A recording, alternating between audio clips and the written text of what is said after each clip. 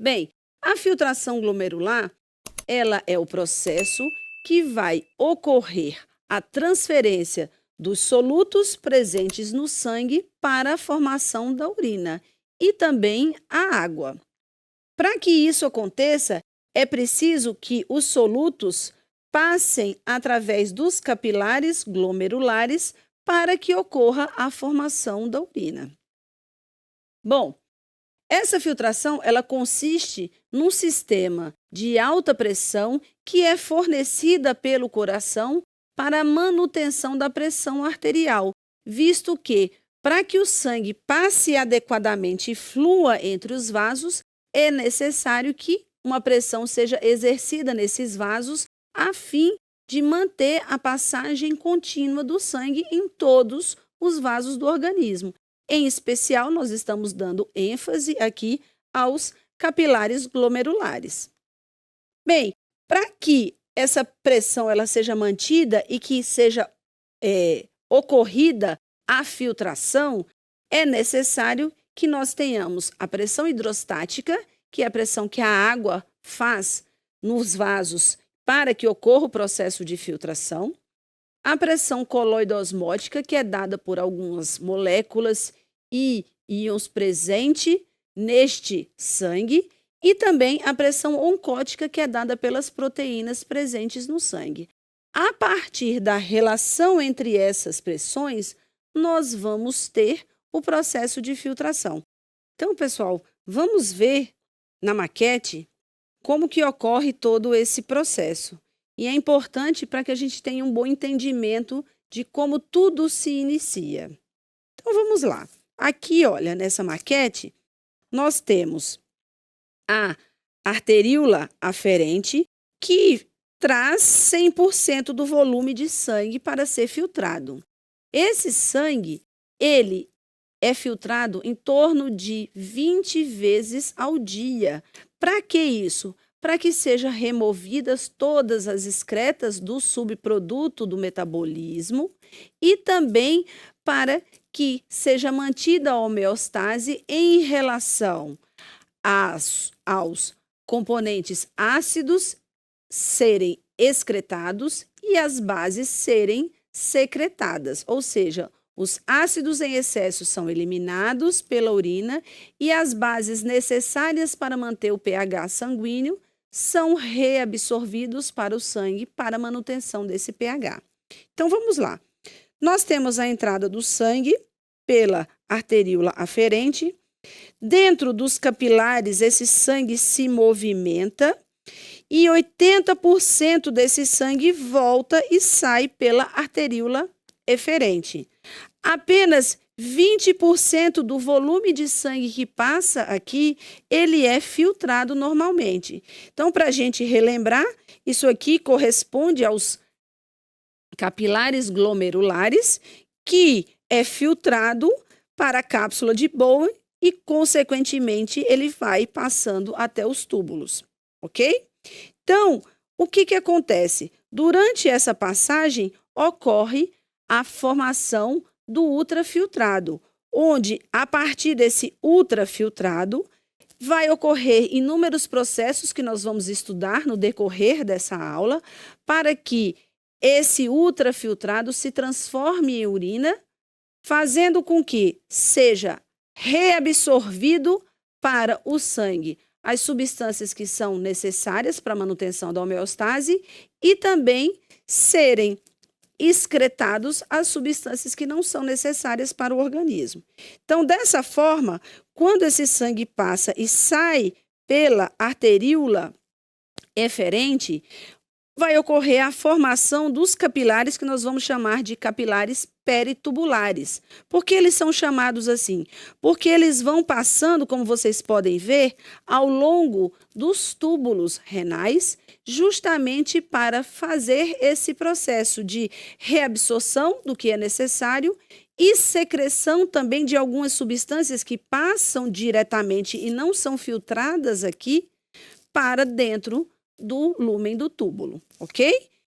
A partir dessas informações, nós vamos agora entender como ocorre todo esse processo de formação da urina, desde da formação do ultrafiltrado até a formação da urina propriamente dita, principalmente dando ênfase às reabsorções que ocorrem durante o percurso desse líquido, desse filtrado por dentro dos túbulos e também a secreção de substâncias. Mas para que isso aconteça, precisa-se ter pressões diferentes que vão regular esse transporte de água e substâncias. Então, a filtração glomerular, ela só vai ocorrer mediante um sistema de alta pressão que é fornecida pelo coração. Esse sistema de alta pressão é controlado por várias pressões. Dentre elas, nós temos a pressão hidrostática, que é a pressão da água para que ocorra o processo de filtração. Nós vamos ter a pressão coloidosmótica, onde nós vamos ter solutos dissolvidos nesse plasma que vão manter essa osmolaridade sanguínea.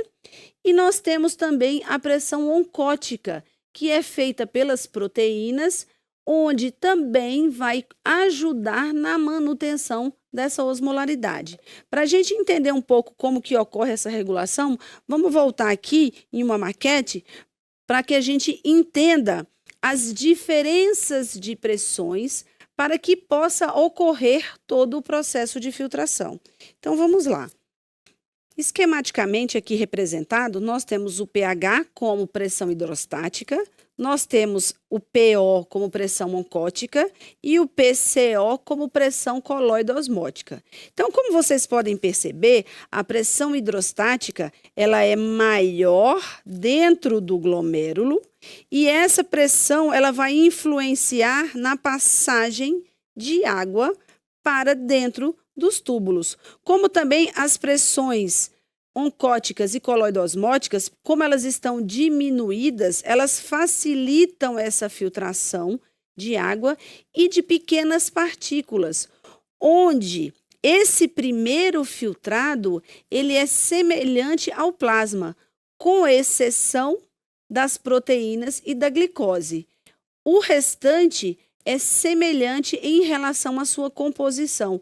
Inclusive, a osmolaridade é semelhante no primeiro formado do filtrado, que a gente chama de ultrafiltrado.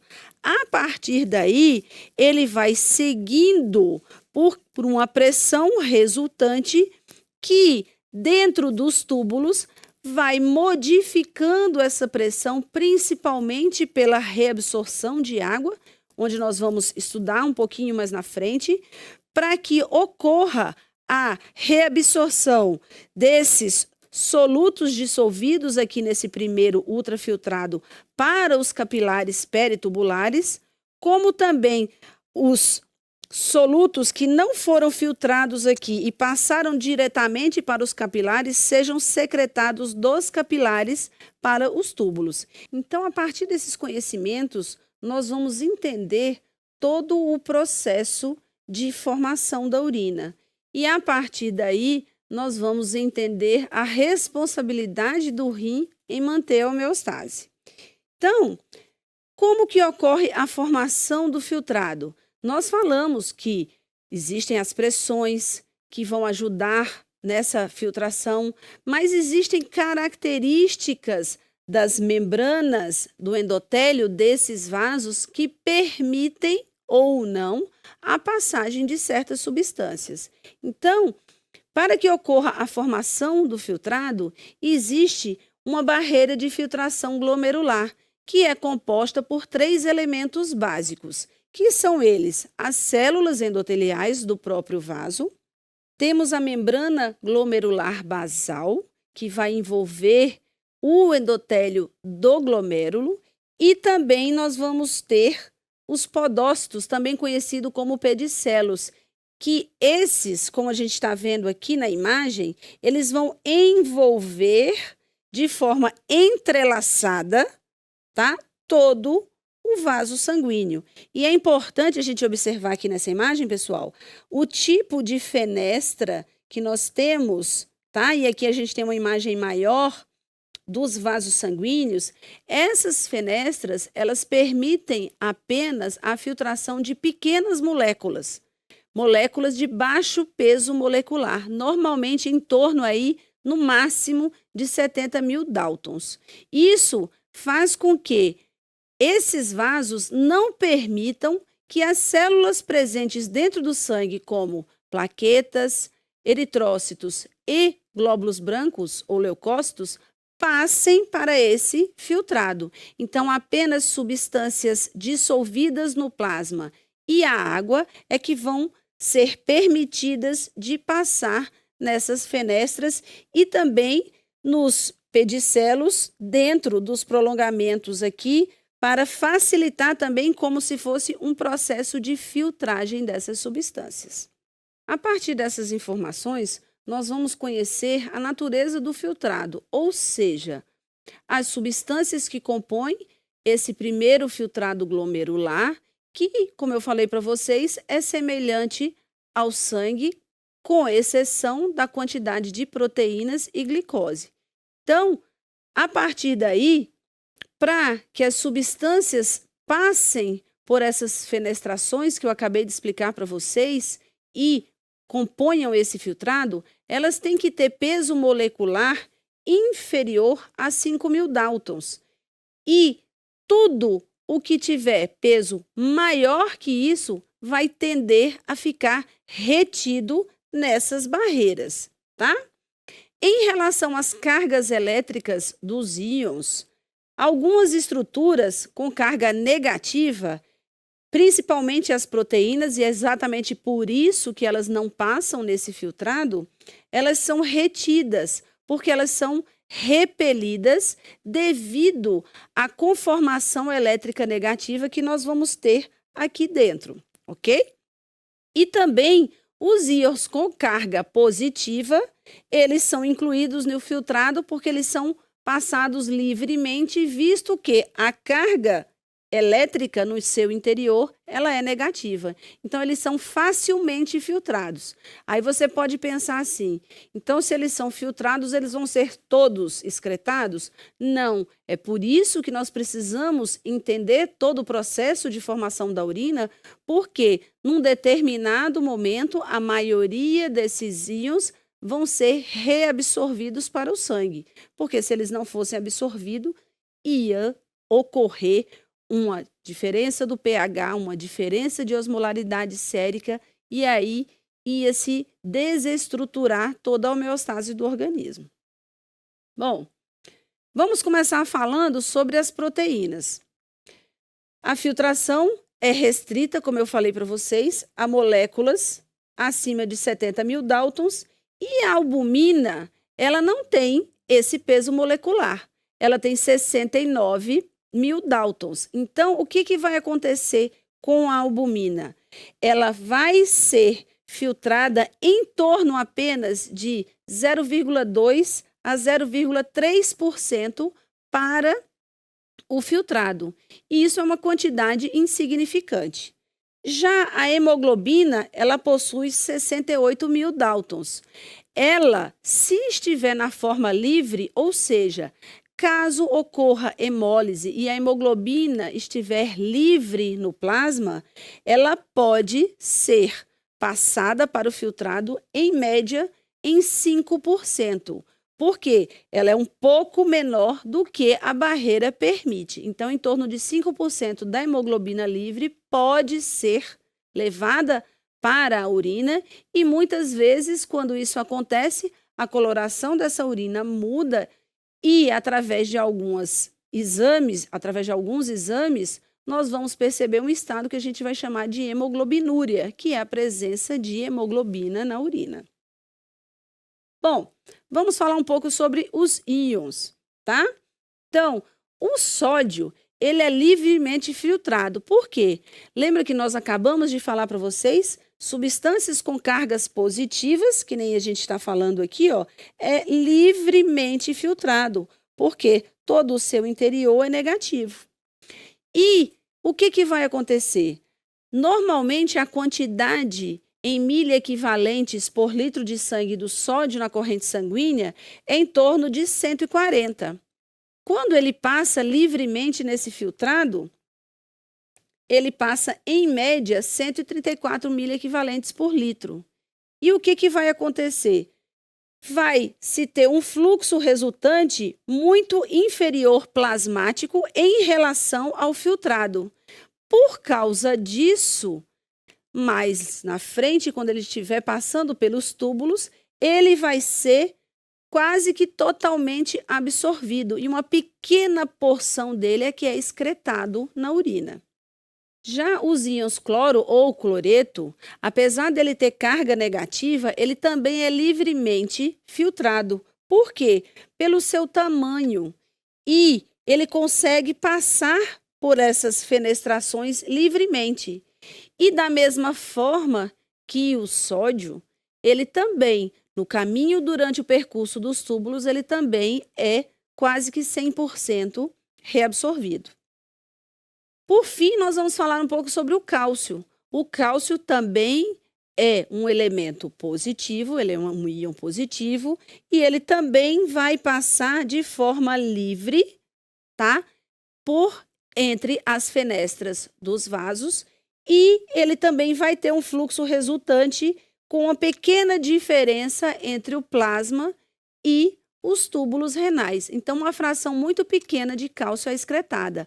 Porém, é importante a gente relembrar para vocês, pessoal, que, de acordo com a necessidade do organismo, essa filtração ela pode mudar, ou seja, pode ser excretado mais sódio do que o fisiológico, pode ser também excretado mais cloreto do que o fisiológico, ou o cálcio, ou qualquer outra substância iônica que seja necessária para a manutenção da homeostase.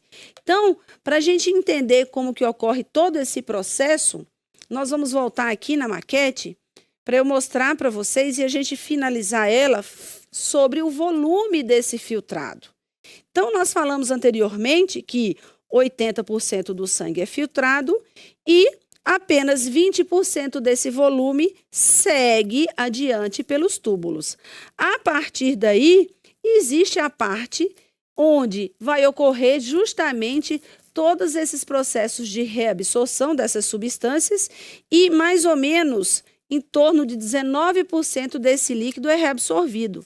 Então, para que ocorra a formação da urina, apenas menos de 1% do volume total é excretado para o meio externo. Ou seja, dos 20% do volume filtrado em relação às substâncias presentes nesse filtrado, menos de 1% delas são excretadas na urina. Por que isso é importante? Para mostrar a eficiência na reabsorção dos túbulos renais no processo de formação da urina.